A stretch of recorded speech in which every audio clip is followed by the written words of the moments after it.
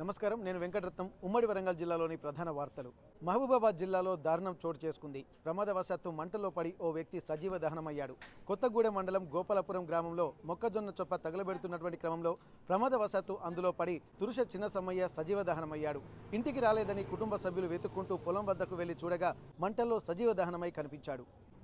ములుగు జిల్లా ఎస్పీ సుధీర్ రామ్నాథ్ కేకన్ ముందు ఛత్తీస్గఢ్కు చెందిన ఇద్దరు మావోయిస్టు దళ సభ్యులు లొంగిపోయారు. సుక్మా జిల్లాకు చెందిన మడకం మల్లి, బీజాపూర్ జిల్లాకు చెందిన ఓఎం రామే డివిసిఎం ఆకాశ్ దళంలో పనిచేస్తూ లొంగిపోయాడు. పోరు కన్నా ఊరుమిన్న కార్యక్రమంలో భాగంగా తెలంగాణ ప్రభుత్వం కల్పిస్తున్న పునరావాస పథకాల గురించి ఆకర్షితులై లొంగిపోతున్నారు. లొంగిపోయిన ఇద్దరు నక్సల్స్ కు 25,000 రూపాయల చొప్పున తక్షణ సహాయం కింద రివార్డు అందించారు ఎస్పీ రామ్నాథ్ కేకన్. మహబూబాబాద్ జిల్లా గూడూరు మండల కేంద్రంలో బీఆర్ఎస్ శ్రేణుల ఆందోళన చేపట్టారు. గూడూరు మండల కేంద్రంలో పంచాయతీ ఎన్నికల్లో ఏఎస్ఐ బిచ్చు నాయక్ అధికార కాంగ్రెస్ పార్టీ బలపరిచిన అభ్యర్థి కత్తెర గుర్తుకు ఓటు వేయాలంటూ ప్రచారం చేశారంటూ ఆందోళన చేశారు. పంచాయతీ ఎన్నికల్లో ఒక వర్గానికి చెందిన సర్పంచ్ అభ్యర్థికి పోలీసులు బ్యాలెట్ పత్రాన్ని చూపిస్తూ ప్రచారం చేస్తున్నారంటూ కొంతమంది వ్యక్తులు సంబంధిత అధికారిని నిలదీశారు. వెంటనే ఏఎస్ఐ బిచ్చు నాయక్ను సస్పెండ్ చేయాలంటూ డిమాండ్ చేశారు.